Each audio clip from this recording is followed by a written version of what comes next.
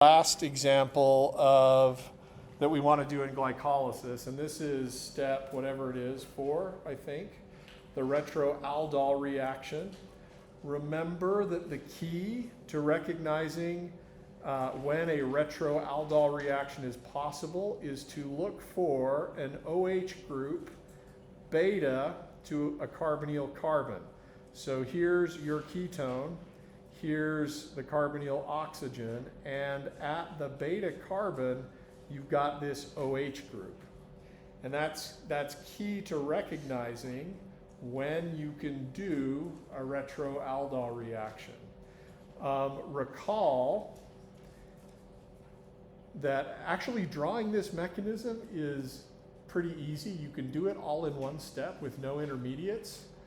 But understanding what's going on is a little bit more difficult. So once you've identified the beta hydroxycarbonyl compound, then which bond is it that breaks in the retroaldol reaction? It's the bond between beta and alpha carbons. That's the bond that's going to break. Which oxygen is going to be the kicker offer?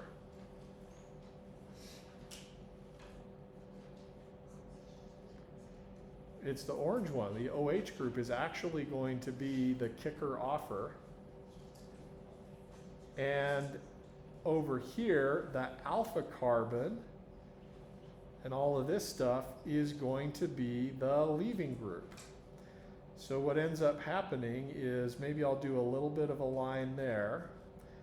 A base from the enzyme removes a proton from the beta hydroxy group. Electrons from that oxygen-hydrogen bond kick down to make a new pi bond, and we kick off the leaving group, and we protonate it on the alpha carbon as it's leaving.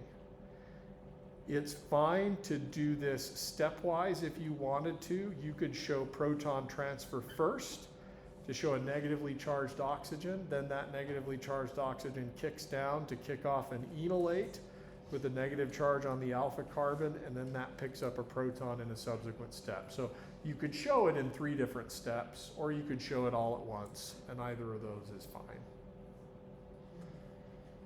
Okay, questions about that? Yeah? Why is this one reversible? Why is it reversible? In part because the products are as stable as the starting materials. A level 1 electrophile, level 1 electrophiles here, ketone and aldehyde respectively. The way it would reverse would be if a base removed a proton from this hydrogen to make an enolate, and then that attacked the carbonyl carbon, and then that picked up a proton from some acid. So reactions are generally reversible when they're not very uphill or very downhill. They're just about the same stability, starting materials and products. Yep. Yeah. Can you draw the enolate real quick? Sure. Let's draw, we can draw this stepwise if you want. Let me just, if I can, simplify the structure so we're not spending a ton of time drawing stuff that isn't participating in the reaction. So let's see, our group, carbonyl carbon, alpha carbon, beta carbon. First step would be, this isn't what you asked, but I'll do it stepwise anyway. Proton transfer to get rid of the proton on the beta hydroxy group.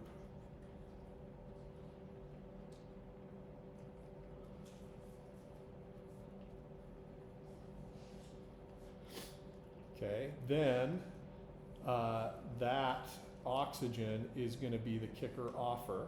If you look at the carbon that oxygen's attached to, it's attached to 4 things: an oxygen, a hydrogen, an R group, and then I guess I needed a different color besides green. We'll make it purple. And then over here, is what's going to be the leaving group. And you'll see why it's a leaving group as I draw this step. Lone pairs on the orange kicker offer move down to form a pi bond, and then electrons from the bound bond between alpha and beta go on to the alpha carbon. That gives you on this side an aldehyde. The hydroxy OH group oxygen is now the carbonyl oxygen of the aldehyde. And then over here is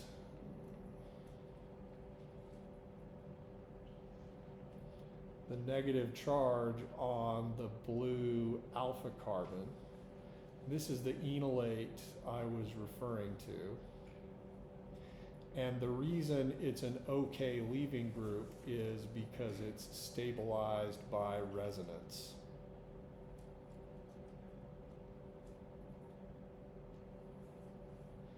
And to show how that is done, you can move the electrons here and then up onto the oxygen. So that's a resonance stabilized enolate. That's a decent leaving group. And then we protonate on the alpha carbon to get to the product. Does that answer your question? Okay, yeah. Is the kicker offer group always going to be the beta? In a retroaldol reaction, yes, the kicker offer is always the beta hydroxy group.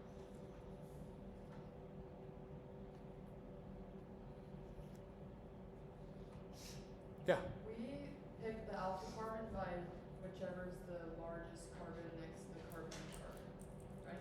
Oh shoot, sorry, I got to answer that question, but I got distracted because I was fidgeting with my Apple Pencil and then I lost the little tip on the end. One time I was doing that, it actually fell into the bowels of the computer up here. It was kind of interesting. But okay, your question was, you want to try again? Yeah. If we were picking like the alpha and beta carbons based on which side is bigger of the Oh yeah, are we picking alpha and beta based on which side is bigger? No, alpha is a name for any carbon that's adjacent to a carbonyl. It just so happens that in this direction we have a hydroxy group, and so that's the more important side of the molecule. Okay. Others? Yeah. Could this type of reaction happen in other carbohydrates when it's in open chain formation? Could this happen in other carbohydrates when it's in open chain formation? Yeah, and this is part of, I mean, we could go back and talk about this if you want to. Let me just number the carbons in gray, maybe 1, 2, 3, 4, 5, and 6. Recall that this is fructose 1,6-bisphosphate where there's a ketone on C2. In glucose, it's an aldehyde on C1. And glucose also has a beta hydroxy group. Glucose could also do a retroaldol reaction, but if you remember in glucose, a retroaldol would break it up into a 4-carbon piece and a 2-carbon piece. And then we'd have to have separate machinery for dealing with both pieces. Because fructose has the ketone on C2, the bond that breaks in the retroaldol is between 3 and 4, and then you get 2 3-carbon pieces.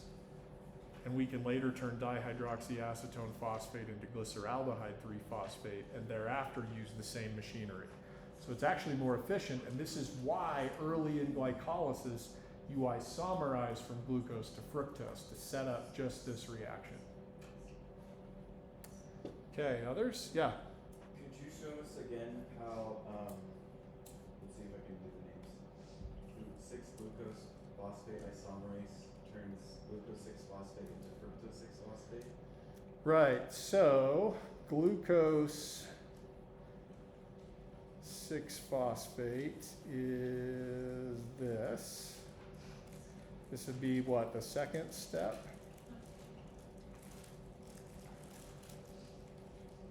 I'm just going to abbreviate the phosphoester like that. Before we can isomerize, we have to get to the open chain form. So to do that, you can do this stepwise or you can do it as follows.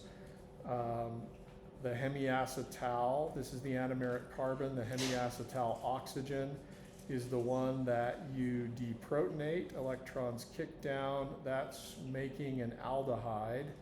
And then, and I'll number the atoms 1, 2, 3, 4, 5, 6.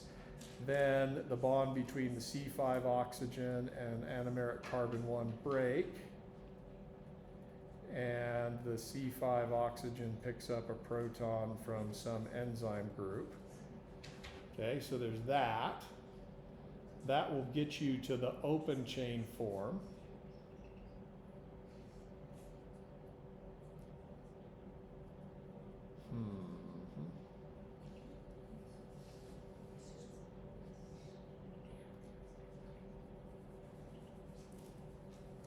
One, two, three, 4, 5, and 6. Okay, so that's ring opening. Now, we want to tautomerize, or rather we want to isomerize to fructose, and that is going to involve turning this ketone into an alcohol and turning this alcohol into a ketone. Fortunately, you don't need any oxidizing agents to do this. You guys remember how this goes? What am I going to do? The alpha hydrogen is acidic, right? So a base removes the alpha hydrogen, electrons kick down to form a pi bond, and then you can either show a negatively charged intermediate, an enolate, or you can show that oxygen getting protonated by some acidic group from the enzyme, all in the same step. Do you remember what the resulting intermediate is called? It was really important, so. Enediol, good. And the beautiful thing about the enediol is that it's an enol of 2 different carbonyl compounds. This is the enediol. And we talked about how the enediol is an enol in 2 different directions. This is the glucose carbonyl carbon, and this is the glucose carbonyl oxygen. But this is the fructose carbonyl carbon and the fructose carbonyl oxygen. If we use the fructose OH group as the kicker-offer, we can go back from enol to keto form and we'll get fructose. So the process of going from ketone to enol or aldehyde to enol is called tautomerization, and we can do that again on the enediol, removing a proton from the orange OH, making a new pi bond there, and then picking up a proton on the blue C1. You can draw that out stepwise, or you can draw it all in the same step. It doesn't matter. Doing that gets you to this,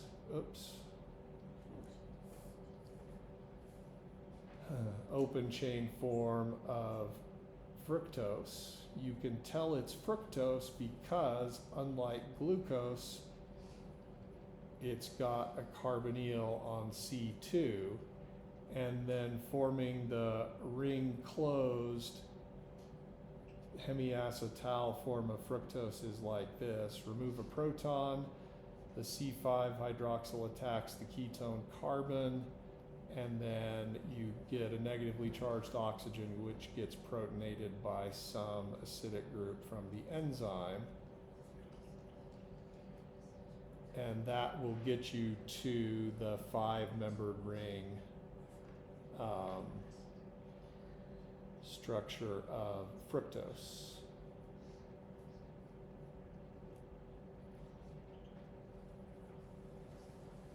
Is that what you were looking for? Okay. Yeah. For like the ring oxygen, would it be appropriate just to never protonate it because it's just Yeah, so for the ring oxygen, could you just leave it unprotonated as a negatively charged oxygen so you wouldn't have to protonate and deprotonate again? I mean, it sounds efficient to do that. We're trying to reflect what actually goes on solution, where at pH 7, if the pKa of a group is like 16, at pH 7, that group's going to have a proton. So we won't show a negatively charged alkoxide conjugate base of an alcohol at pH 7. All right, well, okay, worth going through and practicing the mechanisms from glycolysis. All of them are in the notes. There's one that we didn't do, that's the mutase step. So naturally, question 27 and a half of the exam is, what is the mechanism of the mutase step? I'm kidding. It's not funny to you because you're scared. I'm not going to ask you about the mutase step where we move the phosphoester from C3 to C2. I could ask you what the enzyme is. I could ask you what the starting material of the product is. I won't ask you about the mechanism. Yes? Did you ever ask, like, what the mechanisms are backwards? Would I ask you what the mechanisms are backwards? Yeah, Maggie told me Dr. Savage used to do that, and I was like, oh, should I do that? And I decided no. It's actually not that bad, but we won't do that. Yeah? It was the final product of glycolysis, kind of got mixed up. How many ATP and Yep. So for that, and if you want to check that, you can go to, nope, not that. Where would it be? That was like a few days ago, huh? I think it was that day. Yeah, so overall, in glycolysis, we take glucose, we get 2 ATP and 2 NADH out, and 2 molecules of pyruvate, which is a 3-carbon alpha keto acid. In the electron transport chain, we can exchange each NADH for about 2.5 ATP. So if you do the math, the yield from glycolysis would be 2 ATP plus 5 ATP, so that would be 7. Okay. Then pyruvate before the citric acid cycle gets oxidized by the pyruvate dehydrogenase complex. We lose 2 CO2s, we make 2 NADHs, and we get 2 acetyl-CoAs, which have the remaining 2 carbons. So if you combine those 2 additional NADHs with the 7 ATPs we made from glycolysis, you end up with 12. Yeah? Can we go through that reaction with the pyruvate and the carbon dioxide? Right, you want to see the reaction of the pyruvate dehydrogenase complex? Yes. That's a good choice. That's a bad one. I mean, a tough one. Need another page for this.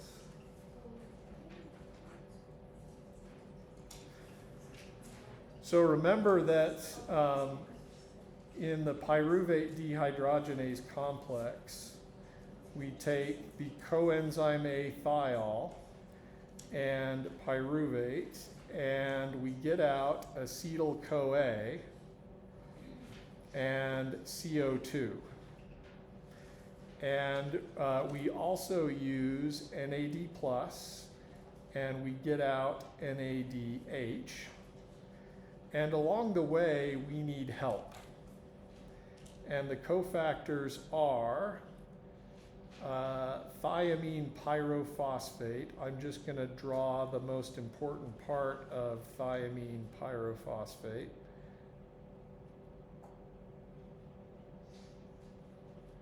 It's got 2 R groups, a negatively charged carbon between the nitrogen and the sulfur. You can call this TPP. Thiamine is actually, let's see, that's vitamin B1. And then nicotinamide, which is a part of NAD+, is vitamin B3. So if you've heard about B vitamins, at least some of them are used in this process. The thing to remember about TPP is it's going to be both a leaving group and a nucleophile. So it's going to have dual character. It's a nucleophile and it's a leaving group, which makes it really seriously useful. The other cofactor is this called lipoamide, or it's called lipoamide. This is a oxidizing agent. And this is going to be responsible for making a carbon sulfur bond that we'll later swap out for coenzyme A. So as you recall, the first step in this reaction is to have TPP attack the ketone. Why do we attack the ketone instead of the carboxylate? Because the ketone's level 1, the carboxylate's level 4. And then we'll pick up a proton from some enzyme acid. That generates an intermediate, and the interesting thing about the intermediate is that suddenly there will be a place for electrons to go when we do the decarboxylation reaction. So here's what it looks like when TPP becomes a part of this molecule. And TPP here is basically what I would call an electron sink. Because we want to do an elimination reaction in which the negatively charged oxygen of the carboxylate acts as a kicker-offer to make CO2. And the kicker-offer is going to break this bond between the carbonyl carbon and the alpha carbon. And so we have to hope that what's over here is a decent leaving group. And one of the things you'll see is that because of the presence of TPP, the electrons that are going to be left on the alpha carbon when the decarboxylation happens are resonance stabilized. So this is the decarboxylation step. Here's the oxygen and the carbon from CO2, and then what's left over here is a negatively charged carbon, but I think what I illustrated to you before was that that negative charge, which I'm just going to highlight in pink, is adjacent to a pi bond. So that you should see that as a classic situation where you've got resonance stabilization. That's what enables the decarboxylation. Okay, we good there? Questions?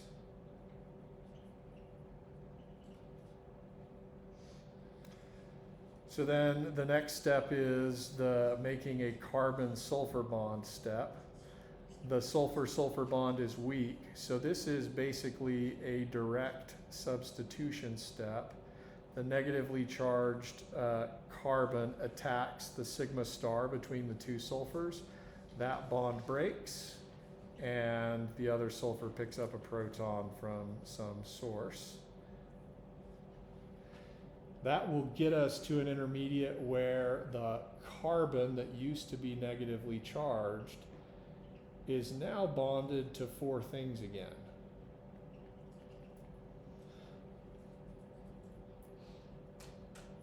One of which is TPP.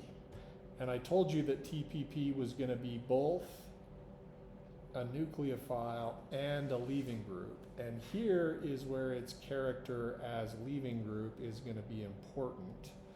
This is the bond between what used to be the negatively charged carbon and TPP. That's the bond that's going to break. A base from the enzyme removes a proton from this oxygen, which acts as a kicker offer and kicks off the TPP leaving group. That regenerates the TPP that we started with, and then what you have is a thioester. Now, unfortunately, the thioester you can't use at this point in the citric acid cycle because this R group is a whole other protein. So we got to liberate our two carbons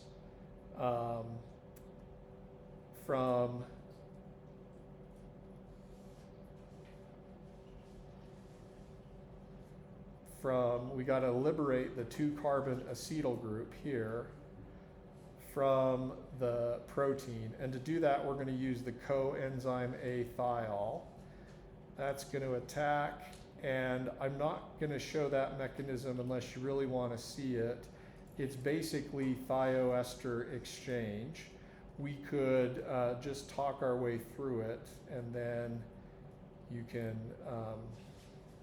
draw it later if you want to. A base would remove this proton from coenzyme A. That would attack the carbonyl carbon. You'd get a tetrahedral intermediate, and then the electrons would kick down and kick off this thiol as a leaving group. It would get protonated as it left. And what we've done is basically a nucleophilic acyl substitution reaction through what I've talked about before, which is an addition step followed by an elimination step. Is that sufficiently detailed? Would you like to see it? Can you see it in your head? Questions? Yeah.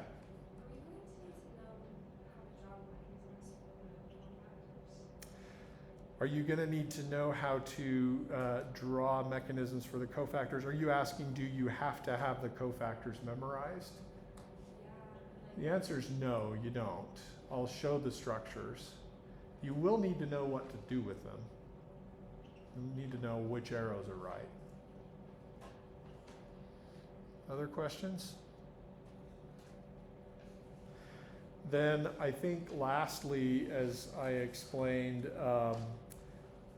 through a mechanism that we don't need to know, NAD plus oxidizes the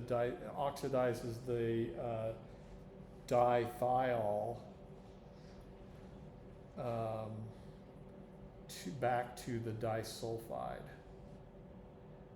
and we get back our lipoamide starting material cofactor. So that's perhaps the biggest and most involved mechanism that you've seen before. Other questions you want to ask?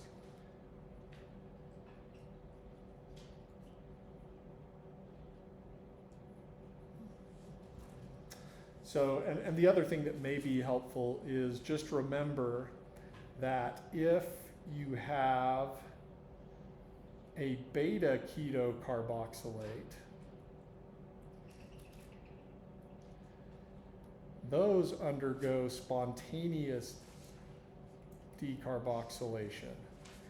And the reason is that if you look at the beta keto carboxylate, the negatively charged oxygen that we're going to want to be the kicker-offer kicks down, electrons go onto the alpha carbon, but because of the presence of the beta keto group, what's over here is a decent leaving group. After the decarboxylation, CO2, after the decarboxylation, CO2 leaves, and then, or CO2 kicks off this, which is an enolate, and it is resonance stabilized. So it's a resonance stabilized leaving group. Beta keto carboxylates spontaneously get rid of CO2 because the leaving group is a resonance stabilized enolate. For alpha keto acids, you have to use this TPP and lipoamide mechanism in order to get CO2 to leave. And that's gonna, if you can remember that and pay attention to it, that's a key to understanding what we're gonna talk about soon, which is the citric acid cycle. The first part of that is all about rearranging things. So first you have a beta keto acid, and that can decarboxylate and lose CO2, which you're currently exhaling. And then after that, how do we get an alpha keto acid so that we can lose CO2 through another TPP and lipoamide mediated mechanism? All right. How you doing? In pain? A little bit? Okay. Are we still in the zone of proximal development? It's okay to be stretched a little bit, but if we're stretched outside that, sometimes it can be painful. I learned that from my wife. She says I don't cite my sources enough. Every good thing that I say about relationships and life perspective, she learned during her PhD program, and she says I'm now taking credit for it. So let this be a citation of Dr. Amber Price. Stay in the zone of proximal development. All right.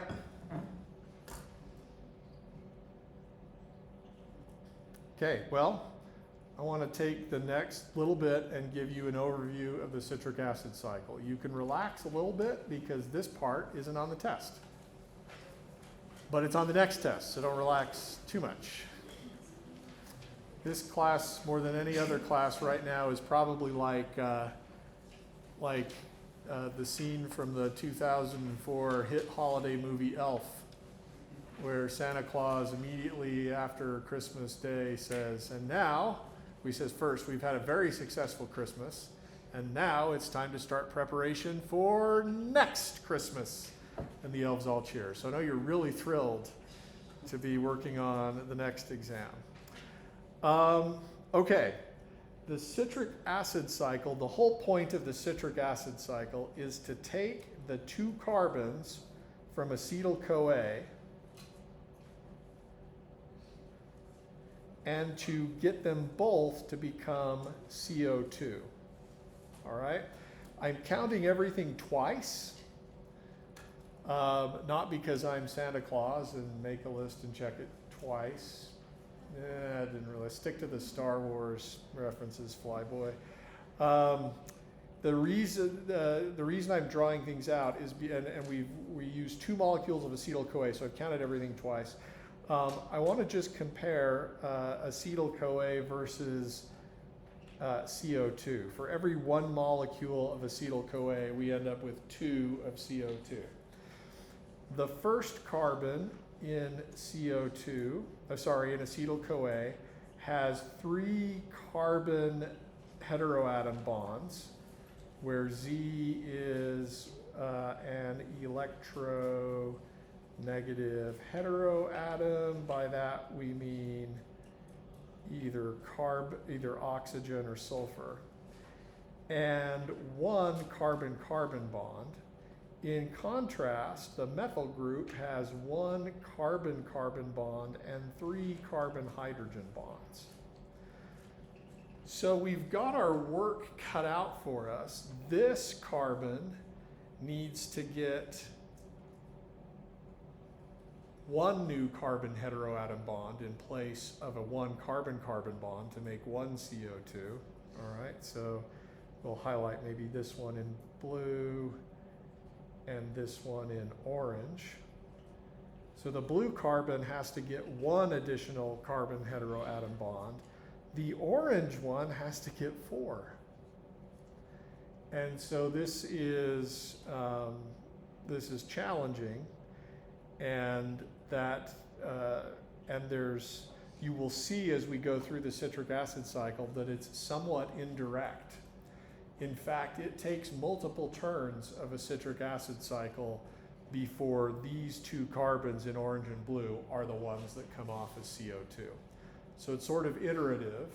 In the citric acid cycle, you're going to see we're going to incorporate acetyl-CoA into a 4-carbon molecule to get a 6-carbon molecule. And then our job from that point on is going to be to lose 2 of our 6 carbons as CO2, and then get back to our starting point. And so if you remember those 2 goals, first, incorporate the 2-carbon acetyl-CoA plus a 4-carbon receiving unit to become a 6-carbon something. Rearrange things to lose 2 CO2s from that 6-carbon something, and then get back to the starting molecule. That'll help you understand what we're doing. Along the way, we're going to generate, for every molecule of acetyl-CoA, 2 CO2s, 3 NADHs, 1 FADH2, and 1 GTP. And of course, coenzyme A is going to eventually leave as a leaving group. So I'm going to basically ignore that. Here is the structure of NAD+, as you've seen before. The business end of the molecule, the part that matters most, is this part, as you've seen. That gets oxidized to NADH. That's the oxidizing agent that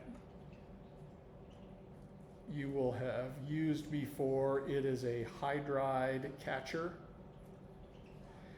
And NADH is a hydride deliverer. But we're going to use another molecule that's also a hydride catcher, and that's FAD. So this is a molecule you haven't seen before.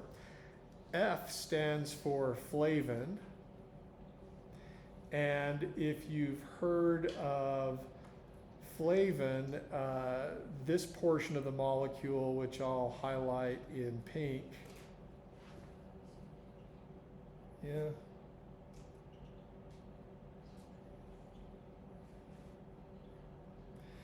is called riboflavin.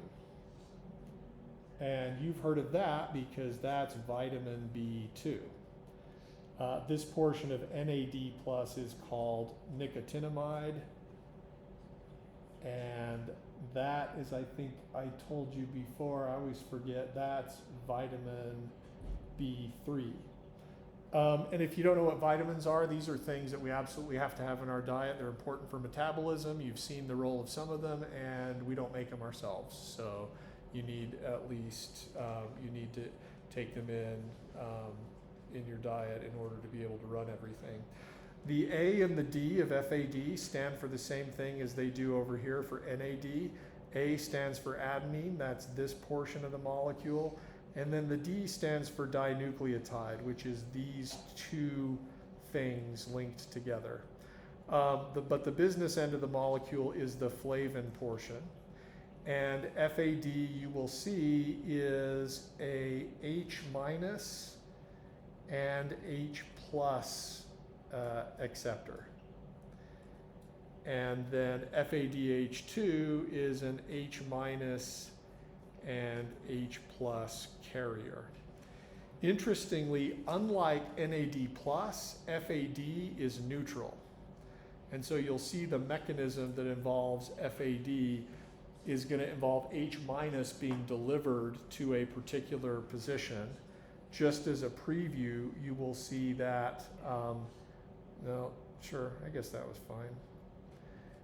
That nitrogen is the hydride acceptor. And you will see that this nitrogen is the proton acceptor. And then lastly, you have GDP becoming GTP. GDP and GTP are like ADP and ATP respectively. The only difference is the presence of this guanine base. We'll learn about nucleotides later, but for right now, you should think of GTP as just basically being interchangeable with ATP. The cell has different uses for GTP than ATP, but you can trade them back and forth really easily. So we consider it as a payoff molecule. A couple of things to remember in the electron transport chain. NADH, one NADH is worth 2.5 ATP. One FADH2 is worth, I'm going to have to look that up. I should have looked it up for today. I think it's 1.5. Anybody want to correct me on that? Check it out. Close enough? All right. So you'll see at the end, for every molecule of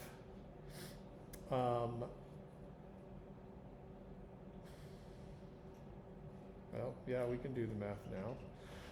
For every molecule of NADH, we're going to get 2.5 of ATP. So let's see. Do you want to do it for one molecule of acetyl-CoA, 2 molecules of acetyl-CoA, or can you just do one, both, or just one, and you can do the math on your own time? I think you want to see me squirm as I struggle with the arithmetic. So yeah, let's do that. 3 NADHs times 2.5, 7.5. How can you have half a molecule of ATP? Don't worry about it. We'll get whole numbers in the end. 1 FADH2 is 1.5 ATP. 1 GTP is basically 1 ATP. So overall, for 1 acetyl-CoA, that's 10 ATP. Or for 2 molecules of acetyl-CoA, 20 ATP. So when you combine this with glycolysis and the pyruvate dehydrogenase complex and the citric acid cycle, 1 molecule of glucose is going to give us 20 plus 12, 32 ATP. So you can see that if we didn't have mitochondria and the citric acid cycle, we would get far less ATP out than we actually do. About a third of the ATP comes from glycolysis, and about 2/3 of it come from the citric acid cycle. All right. Any questions or concerns? Things you want to? You're just basically trying to get through the next 5 minutes without dying, and then you'll come back to this later, is what I think we're going to do. All right. Well, that's fine. I'm actually done if you want, so we'll call it good today.